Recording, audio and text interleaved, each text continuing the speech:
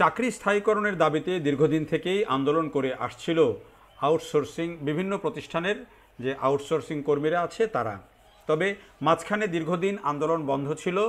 শনিবার বিকেলে তারা আবার সেই এক দফা দাবি অর্থাৎ চাকরি স্থায়ীকরণের দাবি নিয়ে প্রেস ক্লাবের সামনে সড়কে অবস্থান করে এবং সড়কের দুই দিক দিয়েই বন্ধ করে দেয়, যান চলাচল বন্ধ হয়ে যায় এবং এতে করে এই আশপাশের সড়কে কিন্তু তীব্র যানজট তৈরি হয়।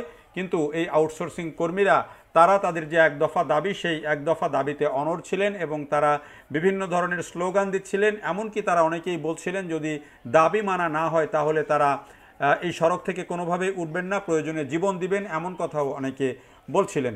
এবং এভাবে তারা বিকেল 3টা থেকে শুরু করে বিকেল 5টা পর্যন্ত কিন্তু এই পুরো সড়ক প্রেস ক্লাবের সামনে দখল করেছিলেন এবং তারা বিভিন্ন ধরনের স্লোগান দিচ্ছিলেন, তারা ব্যানার ফেস্টুন নিয়ে সেখানে অবস্থান করছিলেন। আর এদিক দিয়ে রাস্তা ক্লিয়ার করার জন্য পুলিশও বিভিন্নভাবে বিভিন্ন পয়েন্ট থেকে তাদেরকে ঘিরে রেখেছিল এবং পুলিশ প্রস্তুতি নিয়েই ছিল এবং ধীরে ধীরে পুলিশের সংখ্যা বাড়ানো হয়। এ সময়ে পুলিশের যারা কর্মকর্তা ছিলেন, ঊর্ধ্বতর কর্মকর্তা ছিলেন, তারা বারবার করে এই সড়ক থেকে উঠে যেতে এবং সড়কটি ছেড়ে দিতে তাদেরকে অনুরোধ করে এবং তাদেরকে বলা হয় যে আপনাদের কারণে মানুষের ভোগান্তি হচ্ছে, যাত্রীদের ভোগান্তি হচ্ছে এবং বাসগুলো বিভিন্ন জায়গায় যানজটে আটকে যাচ্ছে, এ কারণে তাদেরকে সড়ক ছেড়ে উঠে যেতে বলা হয়।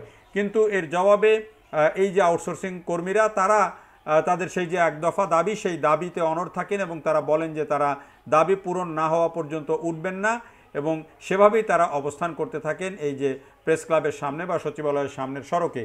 এবং এ সময় তারা নানা ধরনের স্লোগান দিতে থাকেন।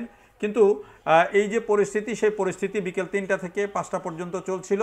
5টা 10 মিনিটের দিকে এসে পুলিশ কিন্তু অ্যাকশনে যায় এবং এই যে আউটসোর্সিং কর্মীরা যারা এতক্ষণ ধরে যারা বিভিন্ন স্লোগান দিচ্ছিলেন, দাবি দেওয়া তুলে ধরছিলেন, কথা বলছিলেন, তারা কিন্তু সেই যে তাদের দাবি সেই দাবির প্রতি যেই স্লোগান দিচ্ছিলেন, এই সময় বিকেল 5টা 10 মিনিটের দিকে কিন্তু পুলিশ অ্যাকশনে যায়। এ সময়ে পুলিশ 5টি সাউন্ড গ্রেনেড নিক্ষেপ করে, তারপরে জলকামান নিক্ষেপ করে। তখন দিকবিদিক দৌড়াতে শুরু করেন এই যে আউটসোর্সিং কর্মী যারা তারা এই প্রেস ক্লাব থেকে বিভিন্ন দিকে যে সড়কগুলো আছে সেই সড়কগুলোতে তারা অলিতে গলিতে ঢুকে যান এবং পুলিশ সেই অলিতে গলিতে ঢুকেই কিন্তু তাদেরকে ধাওয়া দেয় এবং তাদেরকে ছত্রভঙ্গ করে দেয়।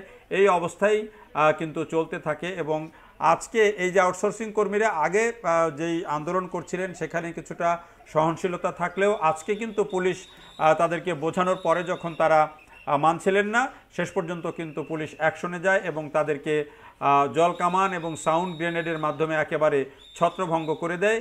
এ সময় কিন্তু একটা ভিন্ন রকম পরিস্থিতি এবং প্রেস ক্লাবের আশপাশে তৈরি হয়।